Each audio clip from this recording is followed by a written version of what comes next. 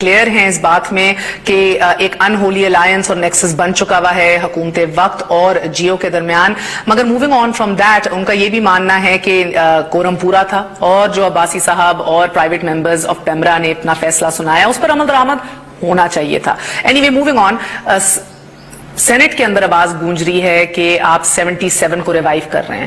تب گو کے آگے جا کے مذہبی ٹرن بعد میں تحریک نے لیا تھا، مگر شروع ہی سارا معاملہ الیکشنز پہ بہت بڑا سوالیہ نشان لگانے سے ہوا تھا.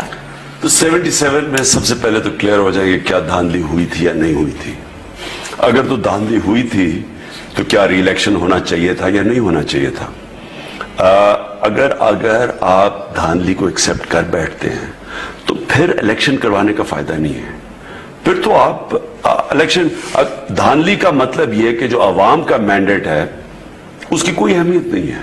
یعنی آپ جو بہتر دھاندلی کرے گا وہ پاور میں آ جائے گا. تو وہ تو ساری بنانا ریپبلکس میں ہوتی ہے. میں دیکھیں اصل جمہوریت اور نقلی جمہوریت میں کیا فرق ہے. ساری نقلی جمہوریتوں میں الیکشنز ہوتی ہیں. مغابے 35 سال سے اور 40 سال سے وہ کر رہا ہے، جیت رہا ہے سارے الیکشن.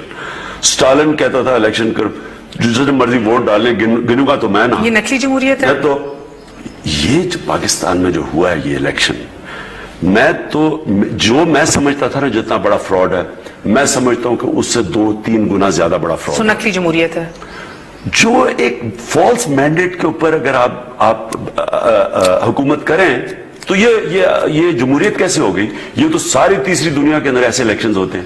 حسنی مبارک کراتا رہا ایسے الیکشن، صدام حسین، یعنی کون نہیں کراتا رہا ایسے الیکشن. آپ نے کہا خان اگر ایسے الیکشنز کروانے ہیں اس سے بہتر ہے پاکستان میں بادشاہت قائم کرتے ہیں. ان الیکشنز کا کوئی فائدہ نہیں. میں آپ سے یہ نہیں پوچھوں گی جس طرح لوگ کہتے ہیں کہ اگر مصنوعی جمہوریت ہے تو اس کا حصہ ہی کیوں ہوں، میں آپ سے نہیں پوچھوں گی. مگر ایک منٹ، اس کو میں کریکٹ کرتا ہوں پہلے آپ کو. دیکھیں اگر 2 طریقے ہیں، یا تو ہم مانیں نہ اور بوائیکاٹ کر دیں سب کچھ، یا تو یہ طریقہ ہے، یا ایک سسٹم کے اندر بیٹھ کے اس کو کریکٹ کیا جائے، اس سسٹم کو ٹھیک کریں. صحیح فورم پہ جو کہ پارلیمنٹ ہے. Parliament, election commission, supreme court, یہ الیکشن ٹرائیبونلز، یہ سارے صحیح فورم